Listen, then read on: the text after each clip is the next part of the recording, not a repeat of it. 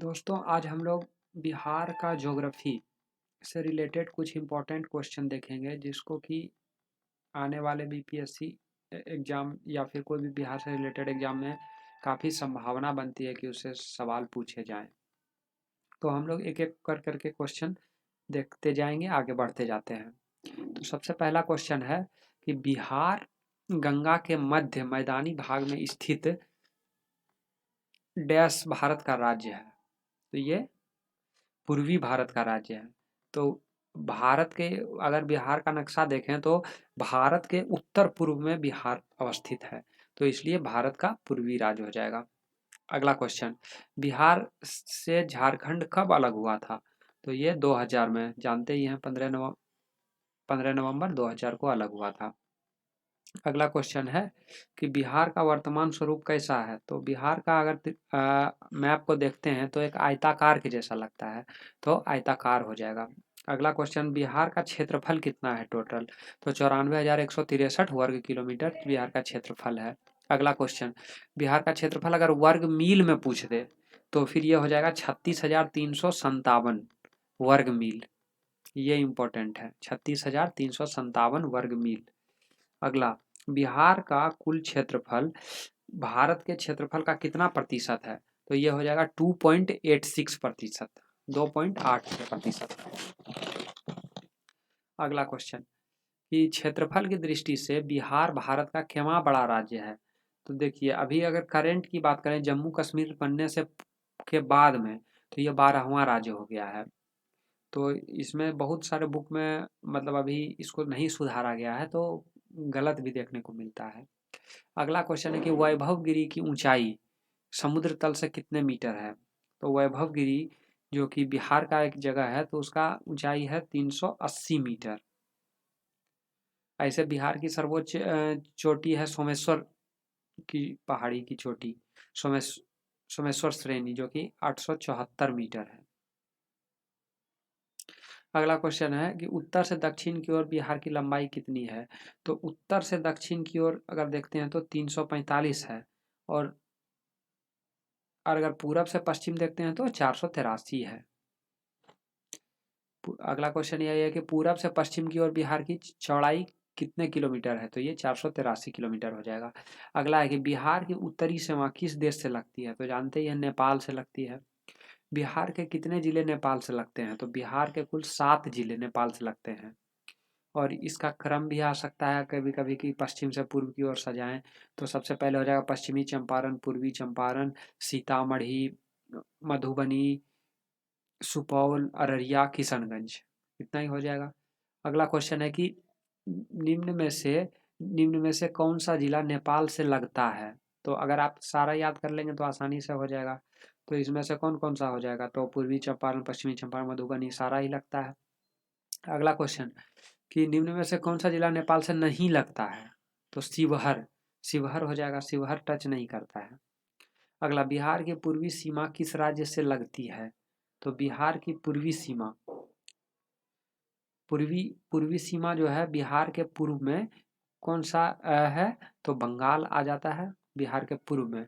बिहार के उत्तर में क्या है? तो नेपाल है। पूर्व में क्या है? तो बंगाल है। पश्चिम में क्या है? तो यूपी है। और दक्षिण में क्या है? तो झारखंड है।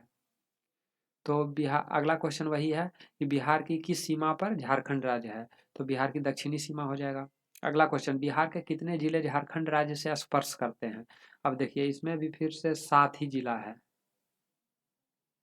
इसका भी एक बार डिस्ट्रिक्ट आपको देखना पड़ेगा। तो रोहतास हो जाएगा सबसे पहला, रोहतास के बाद आ जाएगा औरंगाबाद। कैमूर टच नहीं करता है झारखंड से। रोहतास, औरंगाबाद, गया, जमुई, नवादा भी है। उसके बाद फिर हो जाएगा बांका, उसके बाद है भागलपुर। इतने जिले हैं। अगला क्वेश्चन,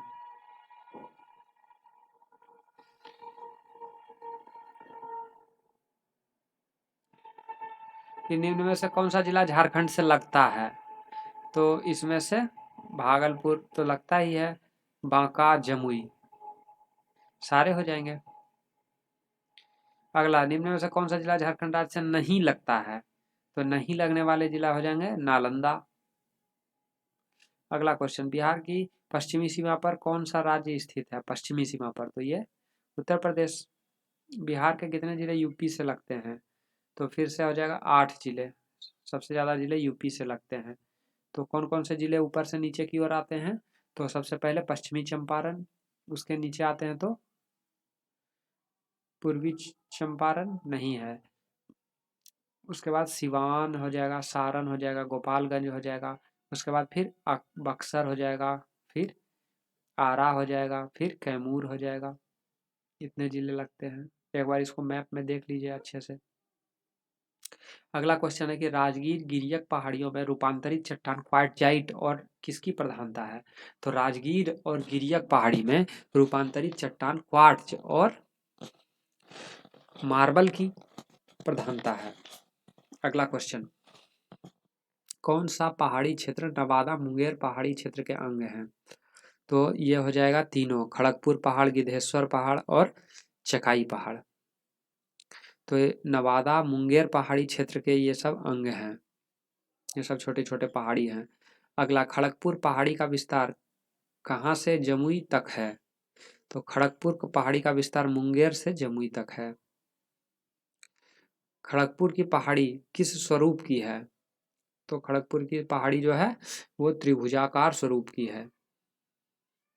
अगला है, खड़गपुर की पहाड़ी में निम्न में से किसकी प्रधानता है? तो ये क्वार्टजाइट की प्रधानता है खड़गपुर की पहाड़ी में। अगला, बिहार राज्य के कितने जिले ना तो अंतर्राष्ट्रीय सीमा का निर्धारण करते हैं और ना ही किसी राज्य से स्पर्श करते हैं?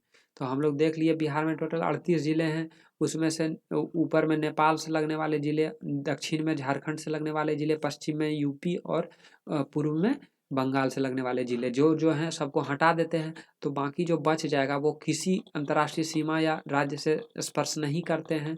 तो बाकी बचे राज्य को अगर हम देखते हैं तो टोटल 13 ठो ऐसा जिला है जो कि मतलब कि किसी से टच नहीं करते हैं। अगला क्वेश्चन, बिहार में कुल कितने जिले हैं? तो ये तो 38 जिले हैं। क्षेत्रफल की दृष्टि से बिहार का सबसे बड़ा जिला तो यह है पश्चिमी चंपारण, और क्षेत्रफल की दृष्टि से बिहार का सबसे छोटा तो शिवहर हो जाएगा इसमें। अगला क्वेश्चन, राज्य के सबसे दक्षिणी भाग में कौन सा जिला है?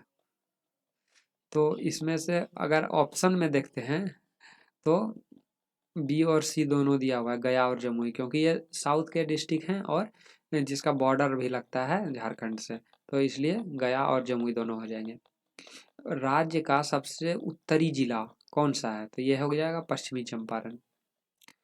अगला क्वेश्चन, कि राज्य का सबसे पश्चिमी जिला कौन सा है? तो पश्चिमी हो जाएगा कैमूर।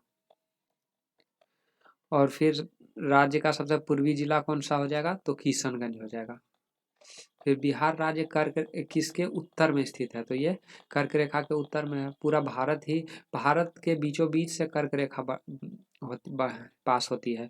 और कर्क रेखा का क्या है अक्षांश? तो 23.5 डिग्री उत्तरी अक्षांश। और बिहार का अगर अक्षांश पूछें तो बिहार का जो अक्षांश है वो 24 डिग्री 20 मिनट से 27 डिग्री 31 मिनट तक है। ये हो जाएगा आपको अक्षांश, तो 23.5 डिग्री से ऊपर ही है। तो इसलिए भारत क्या है, कर्क रेखा से संपूर्ण रूप से ऊपर है। अगर बिहार के देशांतर की बात किया जाए तो बिहार का देशांतर कहाँ से कहाँ तक है? तो 83 डिग्री 83 से 88 डिग्री के बीच में है। एग्जैक्टली देखना पड़ेगा, 83 डिग्री से 88 डिग्री कंफर्म। अगला क्वेश्चन है कि बिहार में संरचनात्मक दृष्टिकोण से किस कल्प से लेकर चतुर्थ कल्प तक की चट्टानें पाई जाती हैं? तो ये हो जाएगा यानी प्री कैम्ब्रियन से लेकर के चतुर्थ कल्प, यानी कि अभी जो हम लोग जी रहे हैं जिस एज में उसको कहते हैं चतुर्थ कल्प। और बिहार में सबसे पुराना चट्टान किस काल के हैं? तो प्री कैम्ब्रियन एज के हैं, यानी कि प्री कैम्ब्रियन से लेकर के क्वाटरनरी जिसको कहते हैं या चतुर्थ कल्प, वहाँ तक के चट्टान बिहार में पाए जाते हैं। और टर्शियरी काल में क्या हुआ था? तो सबसे मेन जो पर्वत का है जैसे हिमालय का है, शिवालिक श्रेणी, ये सब टर्शरी पीरियड में बने हुए हैं।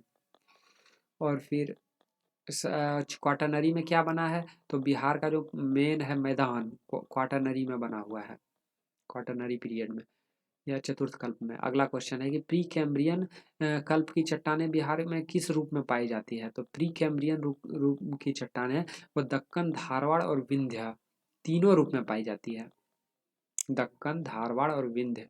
अगर हम इसका क्रम देखें तो सबसे पहले क्या हो जाएगा, धारवाड़, उसके बाद क्या आ जाएगा, विंध्या, उसके बाद क्या आ जाएगा, दक्कन। अगला क्वेश्चन, मध्यवर्ती गंगा का मैदान किस युग में निर्मित हुआ है, तो ये प्लीस्टोसीन युग में निर्मित हुआ है मध्यवर्ती गंगा का मैदान। अगला सवाल, बिहार में निम्न में से किस क्रम की चट्टानें नहीं पाई जाती है, तो ये हो जाएगा दक्कन, क्योंकि विंध्यन पाई जाती है, टर्सरी में ही में बहुत सारे पर्वत का निर्माण हुआ, क्वाटरनरी तो है ही, प्लेन का निर्माण हुआ है। विंध्यन में हम लोग में कैमूर में जो आते हैं, तो कैमूर में चूना पत्थर के जो अवशेष पाए जाते हैं, ये सारे किस क्रम की चट्टानें हैं, तो ये विंध्यन क्रम की चट्टानें हैं। बिहार के किस जिले में धारवाड़ युगीन चट्टानें मिलती है, तो ये मुंगेर, जमुई, नवादा तीनों में धारवाड़ युगीन, यानी कि धारवाड़ की चट्टानें बिहार में मुंगेर, जमुई और नवादा वाले एरिया में मिलती है, और जो कि मेटालिक मिनरल्स के लिए फेमस है। अगला क्वेश्चन, बिहार के दक्षिणी जिले में स्थित पहाड़ किसका भाग है, तो ये छोटा नागपुर पठार का भाग है। अगला, धारवाड़ क्रम की चट्टानें में निम्न में से क्या पाया जाता है, तो धारवाड़ क्रम की जो चट्टानें होती हैं उनमें स्लेट, क्वार्टजाइट, फाइलाइट सारे चीज पाए जाते हैं। धारवाड़ क्रम की चट्टानें, धारवाड़ क्रम की चट्टानें मूलतः कैसी हैं, तो ये मूलतः आग्नेय चट्टान यानी इग्नियस रॉक है। विंध्यन क्रम की चट्टानों का निर्माण कब हुआ, तो विंध्यन क्रम की चट्टानों का निर्माण प्री कैम्ब्रियन युग में हुआ है। अगला सवाल, विंध्यन क्रम की चट्टानें बिहार के किस जिले में मिलती है, तो विंध्यन क्रम की जो चट्टानें हैं वो कैमूर और रोहतास दोनों जिले में मिलती हैं। अगला, बिहार में किस नदी घाटी में विंध्यन क्रम की चट्टानों के ऊपर जलोढ़ का निक्षेप पाया जाता है, तो यह है सोन नदी में। सोन मतलब नदी घाटी में क्या हुआ कि वहाँ पे कैमूर और रोहतास के क्षेत्र में विंध्यन क्रम की चट्टानें हैं, लेकिन सोन नदी अपने साथ बहुत सारे मलबे लाती है, जिसके कारण वहाँ पे निक्षेप कर देती है, तो वहाँ पे विंध्यन क्रम की चट्टानों के ऊपर जलोढ़ का निक्षेप पाया जाता है, एल्यूवियल डिपॉजिट्स। अगला क्वेश्चन, विंध्यन क्रम की चट्टानों में निम्न में से कौन सा खनिज मिलता है, तो विंध्यन क्रम की जो चट्टानें हैं उनमें मुख्य रूप से पायराइट खनिज मिलता है। पायराइट से क्या होता है, तो गंधक यानी कि सल्फर, सल्फर का यूज निकलता है। और निम्न में से क्या विंध्यन क्रम की चट्टानों से प्राप्त होता है, तो विंध्यन क्रम की चट्टानों से तीनों चीज प्राप्त होता है, चूना पत्थर, डोलोमाइट, क्वार्टजाइट सारे चीज। अगला सवाल, दक्षिणी बिहार के किस जिले में ज्वालामुखी संरचना के प्रमाण पाए जाते हैं, ये बहुत इंपॉर्टेंट है। दक्षिणी बिहार के किस जिले में ज्वालामुखी संरचना के प्रमाण पाए जाते हैं, तो यह है बांका। अगला सवाल, टर्शियरी चट्टान हिमालय की दक्षिणी डैश में पाई जाती है, तो टर्शियरी चट्टान कहाँ पे हम लोग अभी पढ़े थे, शिवालिक में, जो कि हिमालय के निर्माण के समय था। अगला सवाल, बिहार में टर्शियरी श्रेणी में कैसी चट्टानें मिलती हैं, तो जो बिहार में है टर्शियरी श्रेणी उसमें बालू पत्थर और बोल्डर क्ले दोनों प्रकार की चट्टानें मिलती हैं, बालू पत्थर और बोल्डर क्ले। अगला सवाल, और चूना पत्थर नहीं मिलते हैं, चूना पत्थर कहाँ मिलते हैं हम लोगों को, तो वो विंध्यन श्रेणी में मिलते हैं। अगला सवाल, टेथिस सागर के अवसाद से निर्मित होने के कारण टर्शरी क्रम की चट्टानों में क्या मिलता है, तो टर्शरी क्रम की चट्टानों में पेट्रोलियम और प्राकृतिक गैस मिलता है। टर्शरी उसमें सोना चांदी नहीं मिलता, मेटालिक मिनरल्स के लिए आर्कियन है, आर्कियन युग की चट्टान में सोना चांदी मिलते हैं, पर पेट्रोलियम और प्राकृतिक गैस किस में मिलते हैं, तो टर्शरी क्रम की चट्टानों में मिलते हैं, क्योंकि ये टेथिस सागर के अवसाद से बने हैं, ऐसा कहा जाता है। अगला का सवाल, बिहार में गंगा के मैदानी क्षेत्र में कैसी चट्टानें पाई जाती है? तो ये टर्शियरी, विंध्यन और क्वाटरनरी सारे पाए जाते हैं। अगला सवाल, बिहार की औसत ऊंचाई समुद्र तल से कितनी है? फीट में अगर पूछेगा तो 173, और ऐसे मीटर पूछेगा तो 57 मीटर के करीब है। अगला सवाल, बिहार की औसत ऊंचाई समुद्र तल से आ गया 53 मीटर, 53 मीटर, सॉरी हम 57 बोल दिए थे। बिहार की औसत ऊंचाई समुद्र तल से 53 मीटर है। अगला क्वेश्चन, बनावट के आधार पर बिहार को कितने भौतिक प्रदेशों में बांटा गया है? तो ये 3 भौतिक प्रदेश में। ऊपर का आ जाएगा पठार, बीच में आ जाएगा ऊपर का आ जाएगा पहाड़, हिल्स, बीच में आ जाएगा मैदान, और साउथ में क्या आ जाएगा? पठार का भाग, प्लेटू, छोटा नागपुर प्लेटू का एरिया। अगला सवाल, पश्चिमी चंपारण की उत्तरी सीमा पर हिमालय पर्वत की किस श्रेणी का विस्तार है? तो ये तो हिमालय श्रेणी का शिवालिक श्रेणी का विस्तार है। शिवालिक श्रेणी का विस्तार बिहार में कितने वर्ग किलोमीटर क्षेत्र में है? तो ये टोटल 932 वर्ग किलोमीटर क्षेत्र में है। अगला सवाल, बिहार में शिवालिक श्रेणी की औसत ऊंचाई कितनी है? तो यह है 80 से 250 मीटर औसत ऊंचाई। अगला सवाल, शिवालिक पर्वतीय प्रदेश को कितने उप विभाग में बांटा गया है? तो ये हो जाएगा 3। सबसे ऊपर क्या है?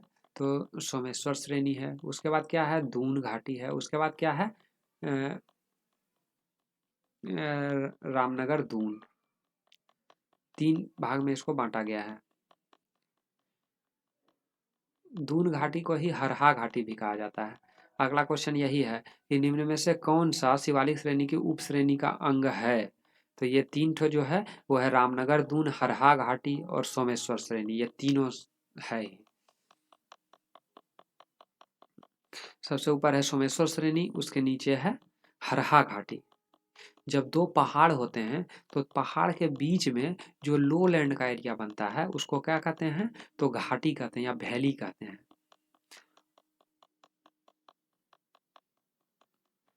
अगला का सवाल, सोमेश्वर श्रेणी के दक्षिण में स्थित रामनगर दून की पहाड़ी 32 किलोमीटर लंबी और कितनी किलोमीटर चौड़ी है? तो 8 किलोमीटर चौड़ी है। रामनगर दून 32 किमी लंबी और 8 किमी चौड़ी है। अगला सवाल, रामनगर दून की ऊंचाई कितने मीटर है? तो रामनगर दून की ऊंचाई 242 मीटर है। अगला सवाल, हरहा घाटी की लंबाई कितना किलोमीटर है? तो यह 21 किलोमीटर। हरहा घाटी का क्षेत्रफल कितना वर्ग किलोमीटर है? तो ये 214 वर्ग किलोमीटर। सोमेश्वर श्रेणी का कुल क्षेत्रफल कितना वर्ग किलोमीटर है? तो ये 784 वर्ग किलोमीटर है।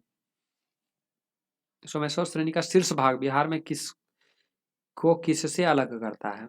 ये शीर्ष भाग जो है बिहार को नेपाल से अलग करता है। किस नहर से भिखना ठोड़ी दर्रा तक फैली सोमेश्वर श्रेणी की लंबाई 70 किमी है? ये त्रिवेणी नहर से भिखना ठोड़ी दर्रा तक फैली सोमेश्वर श्रेणी की लंबाई, यानी कि अगर ये पूछ जाए कि सोमेश्वर श्रेणी के अगल बगल में कौन कौन सी दर्रे हैं, तो ये त्रिवेणी नहर एक साइड है और दूसरा तरफ क्या है? तो भिखना ठोड़ी दर्रा।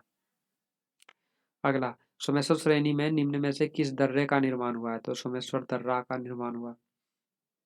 अगला, सोमेश्वर श्रेणी में ही बिहार की सर्वोच्च चोटी, उसका नाम है सोमेश्वर का किला, स्थित है। सोमेश्वर किले की ऊंचाई कितने मीटर है? सॉरी यार, सोमेश्वर श्रेणी में सोमेश्वर श्रेणी की ऊंचाई कितने मीटर है? तो ये हो जाएगा 880 मीटर के करीब, ये देख लीजिएगा।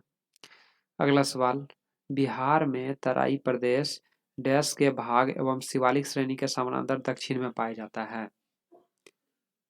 सॉरी,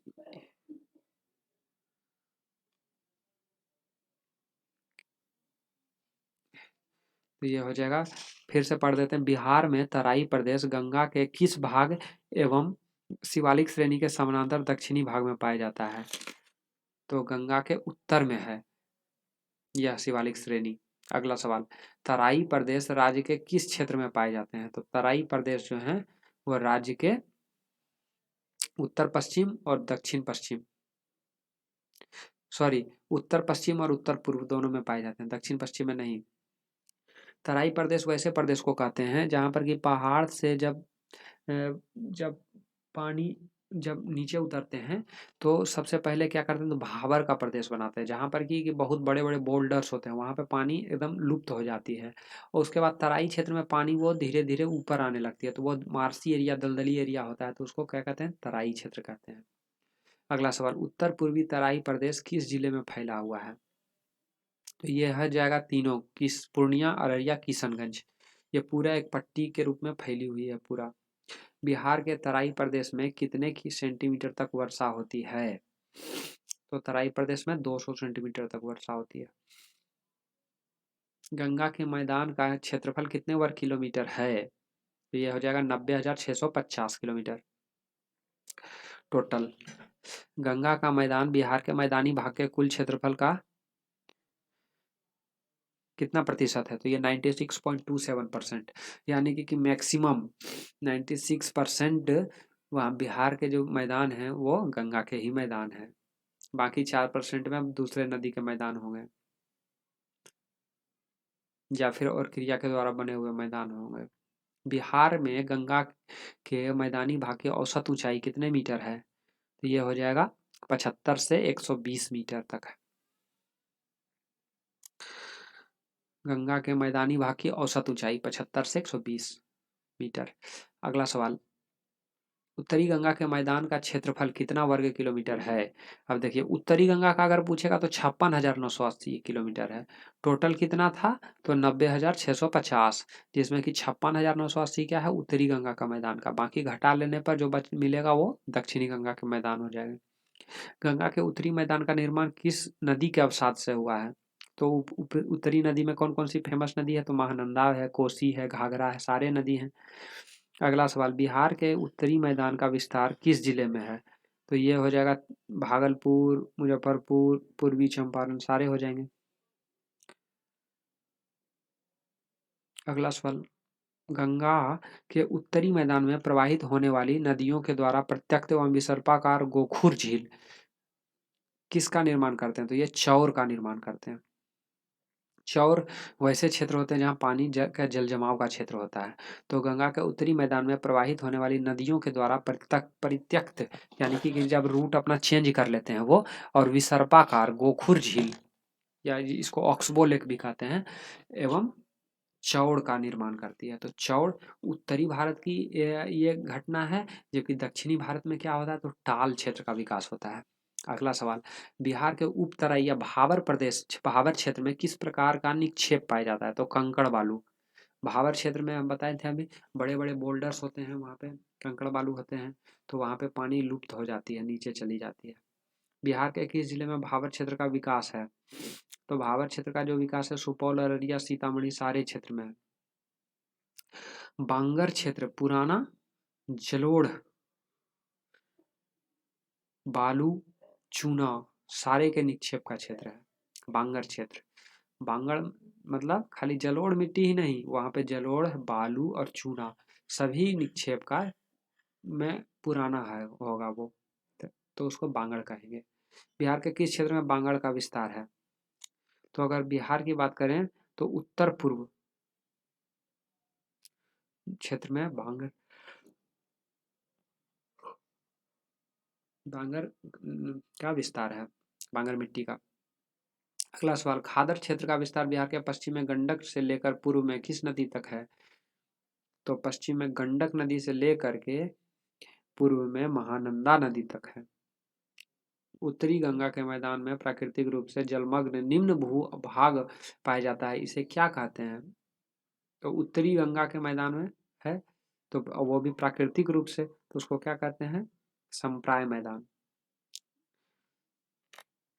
जलमग्न निम्न भूभाग पाया जाता है, उसे क्या कहते हैं? तो संप्राय मैदान।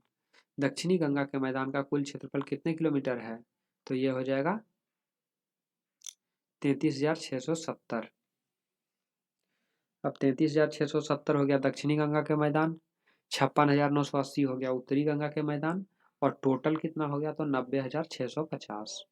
अगला सवाल, बिहार निम्न में से कौन दक्षिण बिहार में प्रवाहित होने वाली नदी है? तो यह है दक्षिण बिहार में, तो ये तो सारे ही है, इसमें होना चाहिए कि कौन सी नदी दक्षिण बिहार में प्रवाहित होने वाली नहीं है। तो अब हो जाएगा बागमती। बाकी तीनों क्या है, तो दक्षिणी बिहार में प्रवाहित होते हैं। अगला सवाल, बिहार में लाल क्षेत्र पटना से कहाँ तक 25 किमी की चौड़ाई में फैला है, तो ये है मोकामा। ये लाल नहीं होगा, यहाँ पे टाल होगा। टाल क्षेत्र जो है गंगा के पैरेलल है, और वो कहाँ से कहाँ तक है, पटना से लेकर के मोकामा तक फैला हुआ है। 25 किमी की चौड़ाई में फैला हुआ है ये क्षेत्र। अगला सवाल, निम्न में से कौन बिहार में टाल का उदाहरण है? बढ़ैया टाल, सिंघौल टाल, मेल टाल, ये सारे हमको लगता है हो जाएंगे। देखते हैं आंसर, तो सारे हैं। यानी बढ़ैया टाल वहाँ के फेमस किसान आंदोलन के नेता कार्यानंद शर्मा बढ़ैया टाल से हैं। सिंघौल हॉल्ट, ये बरौनी से बेगूसराय के बीच में पड़ता है सिंघौल। फिर मोल टाल, और एक मोल टाल। अगला सवाल, कौन सा मन या चौड़ का उदाहरण बिहार में स्थित नहीं है? तो केसरिया मन, माधोपुर मन, सिमरी मन, सरैया मन। तो इसमें केसरिया मन नहीं है, बाकी सब है। माधोपुर है, सिमरी मन है, और सरैया मन भी है। दक्षिण बिहार की नदी डैश प्रवाह प्रणाली कहलाती है? तो ये पिनेट, दक्षिणी बिहार की नदी पिनेट प्रवाह प्रणाली कहलाती है। अगला सवाल, बिहार का दक्षिणी पठारी प्रदेश डैश पठार का सीमांत है? तो ये छोटा नागपुर पठार का सीमांत है, यानी छोटा नागपुर पठार का ही हिस्सा है। अगला सवाल, दक्षिणी पठारी प्रदेश में कौन सी आग्नेय और रूपांतरित चट्टानों की बहुलता है? तो ये हो जाए ग्रेनाइट और नीस दोनों की। दक्षिणी पठारी प्रदेश में कैसी आग्नेय और रूपांतरित चट्टानों की बहुलता है? ये ग्रेनाइट और नीस दोनों हो जाएंगे। ठीक है दोस्तों, आज हम लोग इतना ही रखते हैं। अगले वीडियो में फिर 100 से लेकर के आगे क्वेश्चन बनाएंगे हम लोग। आज हम लोग 100 क्वेश्चन को देखें, बहुत अच्छी बात है। इसी तरह से हम लोग मेहनत करेंगे। Thank you.